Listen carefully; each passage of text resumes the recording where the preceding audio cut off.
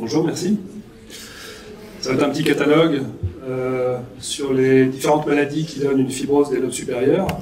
Je commence avec la plus connue, la plus fréquente, c'est la PID la plus fréquente, la sarcoïdose. C'est vrai que c'est une maladie qui est bénigne dans la majorité des cas, mais dans 15 à 20% des cas quand même, elle évolue vers une fibrose, donc la sarcoïdose de stade 4, c'est une fibrose qui est classiquement supérieure, péribroncovasculaire, avec une destruction plus ou moins marquée des sommets, qui peut aller jusqu'à des destructions kystiques.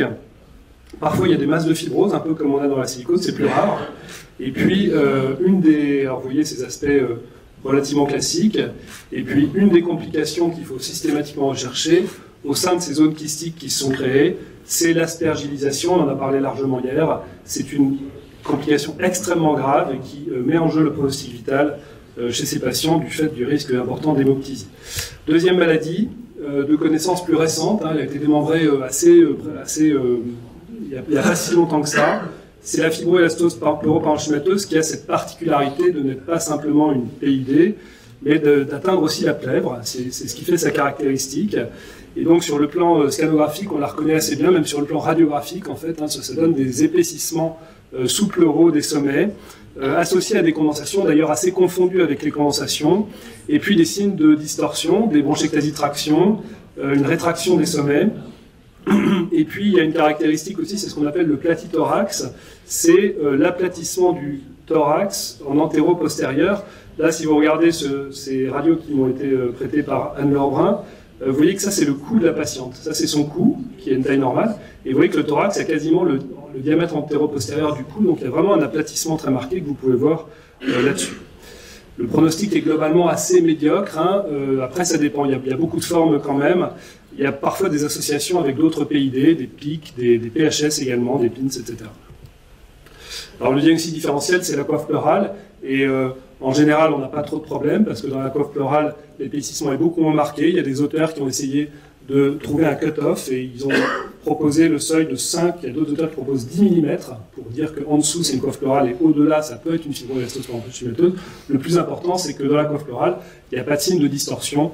Il n'y a pas de dilatation de bronche, il n'y a pas de rétraction. La silicose, un peu moins fréquente, la caractéristique de la silicose, alors Catherine en a parlé, vous voyez que c'est des micronodules assez épais, qui peuvent donner des pseudoplaques parfois, volontiers calcifiées, et puis ces masses de fibrose qui sont très classiques, qui parfois posent de vrais problèmes quand elles sont un petit peu asymétriques unilatérales, puisque la silice est aussi un cancérogène, donc les diagnostics différentiels avec le cancer du poumon peut être parfois très compliqué. Il y a des complications de ces masses de fibrose, elles peuvent se nécroser, c'est ce qu'on appelle la nécrose aseptique, elles peuvent parfois même se surinfecter ou s'aspergiliser. Donc voilà des aspects assez classiques de silicose avec, vous savez, les ganglions fréquemment calcifiés. La fibrose post-radique, on en rencontre assez fréquemment. Alors cette fibrose post-radique, la différence avec les trois précédentes, c'est qu'elle, en général, elle n'est pas évolutive, c'est-à-dire que après 2 ans, on considère que les lésions sont fixées. Alors on voit très fréquemment ça chez des patients qui ont été traités pour des lymphomes, pour des Hodgkin en particulier. Et on a classiquement, je vous montre 2 exemples ici, ces condensations qui sont paramédiastinales, biapicales, rétractiles. Et en général, ce sont des lésions qu'on retrouve sur les scanners itératifs qu'on réalise et qui n'ont pas de caractère évolutif à partir du moment où elles sont fixées. Je termine avec les autres fibroses des sommets. Bien sûr, on en voit fréquemment dans la tuberculose. Là, c'est un exemple de fibrose post-tuberculose, avec des masses rétractiles, calcifiées, pseudokystiques, etc. Ça se voit aussi dans certaines ABPA très sévères.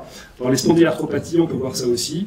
Et puis, il ne faut pas oublier qu'il y a certaines formes un peu atypiques de PHS. La PHS, vous savez, traditionnellement, c'est en général pas apical, mais ça peut vraiment tout donner.